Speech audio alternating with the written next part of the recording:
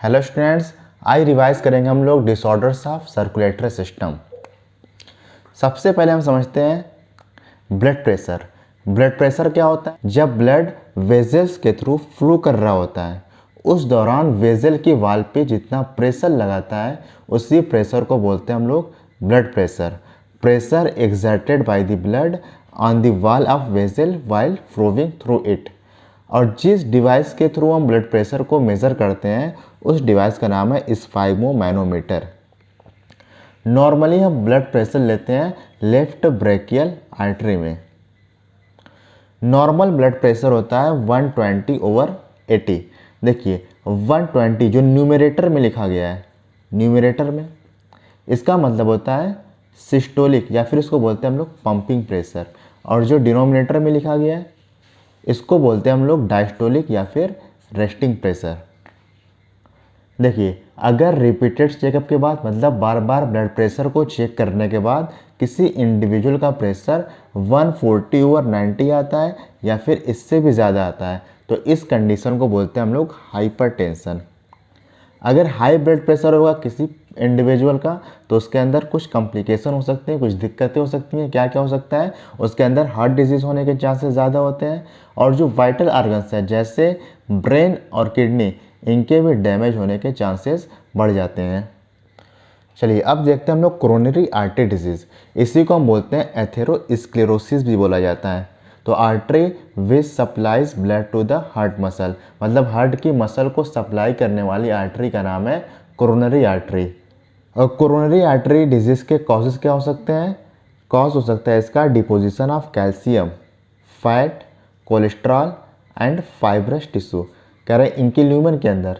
देखिए अगर coronary artery के ल्यूमेन के अंदर कैल्शियम का, फैट का, कोलेस्ट्रॉल का या फिर फाइब्रस टिश्यू का डिपोजिशन हो जाए तो इसकी वजह से इसका ल्यूमेन नैरोवर हो जाएगा।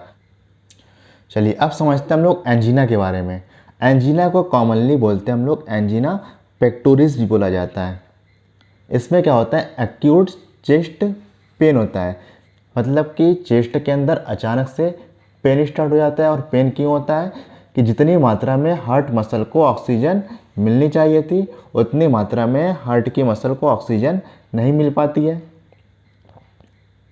जिसकी वजह से चेस्ट के अंदर पेन स्टार्ट हो जाता है। और ये मेन और वुमेन के अंदर किसी भी एज में हो सकता है, लेकिन ये ज़्यादा कॉमन होता है मिडिल एज में, मतलब 35 से 40 साल के लोगों में, या फिर उससे ज़्यादा उम्र हो एल्डरली बूढ़े लोगों में ये होने का चांसेस ज़्यादा होता है। और एंजीना उन कंडीशन में हो सकता है जिनकी वजह से ब्लड का फ्लो अफेक्ट हो, जैसे कि coronary artery disease.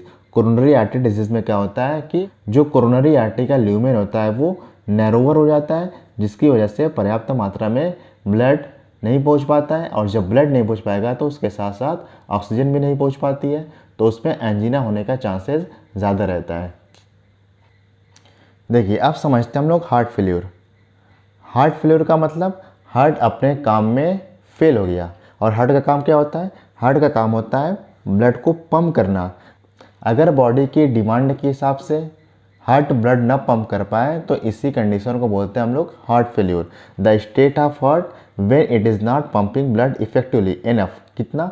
To meet the needs of the body, मतलब जितनी बॉडी की ज़रूरत है उस हिसाब से अगर हार्ट ब्लड को पंप ना कर पाए तो इस कंडीशन को बोलते हैं हम लोग हार्ट फेल्यूर। और कभी कभी इसको कंजेस्टिव हार्ट फेल्यूर भी कहा जाता है। क्यों कहा जाता है? क्योंकि इस डिजीज़ का एक मेन सिम्टम्स होता है congestion of lungs. Congestion of lungs का मतलब लंग्स के अंदर, एल्वुलाई के अंदर किसी फ्लूइड का इकट्ठा हो जाना। अब समझते हैं हम लोग कार्डिक अरेस्ट।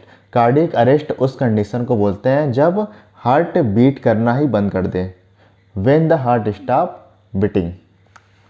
अब देखते हैं हम लोग हार्ट अटैक। इसी को बोलते हैं हम लोग मायोकार्डियल इन्फाक्शन बोला जाता है।